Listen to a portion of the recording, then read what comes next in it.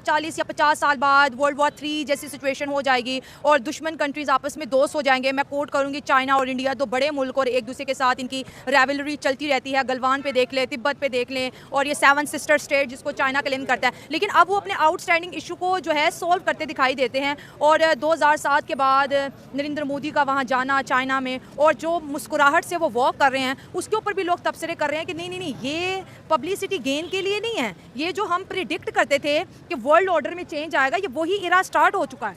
आप देखेंगे पहले एक टाइम तक ना, आज से हम जब कुछ टाइम पीछे चले जाए ना, तो इंडिया को उस तरह से इंपॉर्टेंस नहीं दी जाती थी। चाहे वो चाइना की तरफ से देख लें, अमेरिका की तरफ से देख लें, ठीक है, ये थर्ड वर्ल्ड, हाँ, वो मतलब उस तरह से समझा जाता था। अब आके आप देखें कि अब आके उनको समझ आना शुरू हुई कि नहीं भी, इन्होंने भी बड़ी तरक्की की है, इन्होंने अपनी टेक्नोलॉजी के ऊपर, अपनी चीज़ों के ऊपर फोकस किया है, ठीक है, और उस वजह से उन्होंने अपने साथ लेके चलना स्टार्ट कर दिया।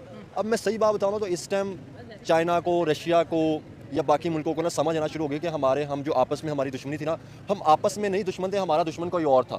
और वो मुझे लगता है कि शायद उनको अब लगना शुरू हो गया, जो अमेरिका था ना, वो सिर्फ अपनी सुपर पावर चाहता था, अपना राज चाहता था कि मेरा जो है ना राज रहे, ठीक है ना। अब शायद वो इस चीज़ को खत्म करने के लिए ना एक दूसरे को इंपॉर्टेंस दे रहे हैं कि यार नहीं, अगर इंडिया आगे आएगा या चाइना आगे आएगा तो हमें ही फायदा है। अगर हम एक ब्लॉक में होंगे, हम इकट्ठे होंगे, रशिया आगे आएगा, हम एक दूसरे के साथ ट्रेड करेंगे तो हमारी ही इकॉनमी आगे आएंगी और हम ही आएंगे। तो ये जो नए ब्लॉक अब दुनिया में बन रहे हैं, मुझे लगता है ये ट्रम्प की नींदें उड़ा चुके हैं। न्यू ब्लॉक तो बन गया और ये फॉरवर्ड ब्लॉक है कम्प्लीटली। चाइना और रशिया और इंडिया का एक ये फॉरवर्ड ब्लॉक है, भी आगे जाएगा, आप इसे रोक नहीं सकते। आप अगर उनकी पॉलिसी से इत्तेफाक नहीं कर रहे, definitely you have something missed in the past, तो आपको कुछ डेफिनेटली अपनी पॉलिसीज बेटर करनी पड़ेगी उनके हिसाब से। हर इंसान मतलब हर कंट्री अपने फ़ायदे के हिसाब से चल रहा है। फॉरवर्ड ब्लॉक बना रही है उन्होंने, यानी कि अब उन्हें अमेरिका की जरूरत इतनी महसूस नहीं हो रही। ट्रम्प बहुत वीक हो चुके हैं, डेफिनेटली उन्होंने पॉलिसी अच्छी नहीं बनाई। अब देखें ना, इंडिया और चाइना की कितनी लगती थी, और एक टाइम तक आके इनको भी इकट्ठा होना पड़ा है कि नहीं भी, अगर हम इस खित्ते में अगर हम रहते तो हमारी तरक्की जरूर होगी। तो मुझे लगता है कि अब ट्रम्प को ना, अभी देखना, ट्रम्प और भी धमकी देता था कि मैं आपके ऊपर ना सैंक्शंस लगा दूंगा, क्योंकि आपको लगता है कि ट्रम्प सैंक्शन लगा सकता है जिसके हालात हुए पड़े हैं। अभी आप देखिए कि अभी ब्रिक्स भी होने वाली है, ठीक है ना।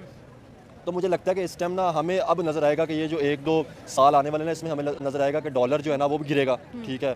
उसके बाद अगर दूसरी हम बात करें तो इस टाइम अमेरिका को बहुत बड़ा धचका लगेगा। इस टाइम हम देखेंगे कि नई सुपर पावरें जो है ना, हम जिनसे एक्सपेक्ट नहीं करते थे जो ब्लॉक, वो हमें बनते हुए नजर आएंगे। ब्लंडर तो नहीं, पूरी कह लेंगे कैबिनेट की ट्रम्प की नाकामी है। आप हर इंसान, हर मुल्क को अपनी इंडिपेंडेंट फॉरेन पॉलिसी बनाने का हक हासिल है। ट्रम्प किसी को फोर्स नहीं कर सकता। जैसे पिछले हमने कुछ अर्सों में देखा है, बड़ी हमारी पावरफुल पर्सनालिटीज़ ने एब्सोल्युटली नॉट वर्ड यूज़ किया, तो मेरा ख्याल है वो हर मुल्क कर सकता है। अब पाकिस्तान को भी चाहिए कि वो अपनी इंडिपेंडेंट फॉरेन पॉलिसी बनाए, ना आगे खाली ट्रम्प की बेस पे। अब डीपेस्ट एंड डार्केस्ट चाइना तो नहीं है, वो बिल्कुल भी नहीं है। वो अगर इंडिया ट्रेड करना चाहता है, बेशक वो चाइना के साथ हो या फिर रशिया के साथ, he has full rights to do anything whatever he wants to do. आप कौन हैं कि किसी को कह सकते हैं कि आप फॉरेन पॉलिसी पे किसी को कोई इख्तियार नहीं है आप।